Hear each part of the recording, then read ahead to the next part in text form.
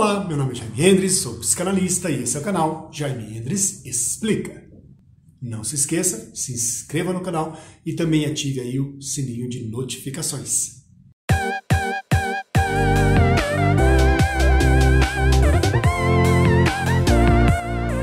Hoje eu irei usar o princípio da neurociência. São questões anatômicas que também interferem na questão dos comportamentos, na questão das emoções. Você sabia disso? Que a estrutura anatômica do nosso cérebro também influencia os nossos padrões comportamentais? É super interessante. Então fique conosco que eu vou caminhar aí um pouquinho mais sobre essa questão. O que é essa teoria do cérebro trino? Eles basicamente separam o nosso cérebro em três estruturas, vamos dizer assim, tá?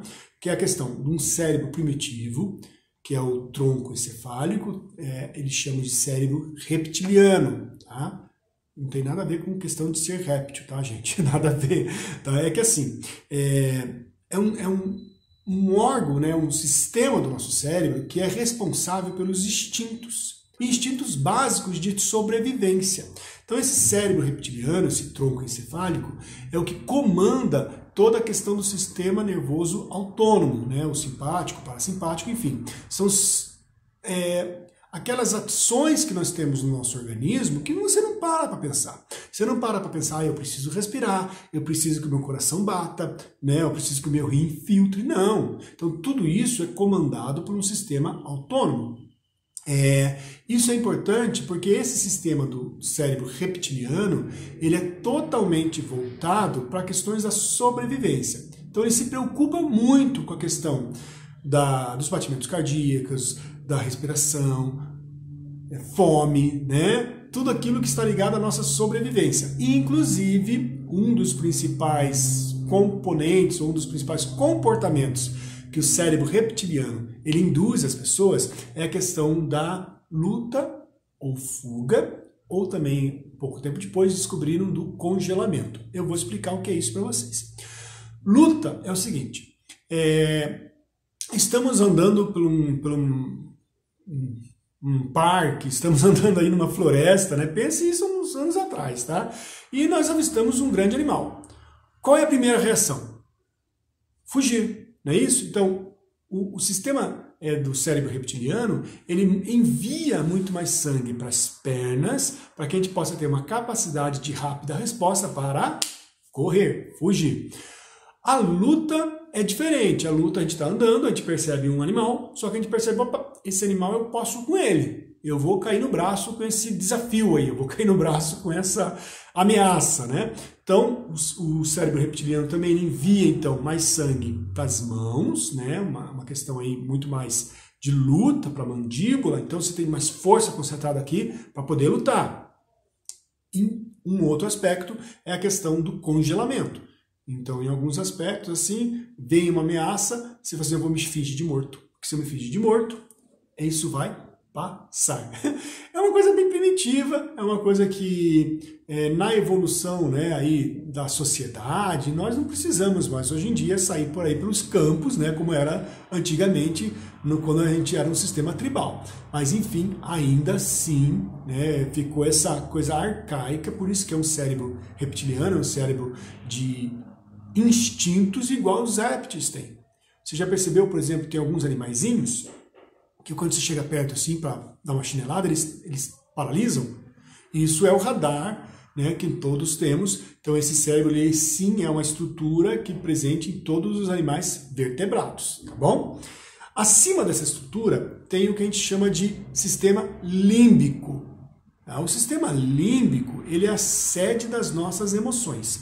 Até tem uma pequena estrutura ali chamada amígdala, né, que é o que regula aí a questão de alguns hormônios, de liberação de alguns neurotransmissores para a questão das emoções. Então esse sistema límbico, o controle, a sede das emoções, juntamente com o sistema reptiliano, aquilo que atua na questão das emoções básicas do ser humano. Nós iremos tratar um pouco mais para frente quais são essas emoções básicas do ser humano e a importância disso para o nosso entendimento aqui, inclusive da psicanálise, tá?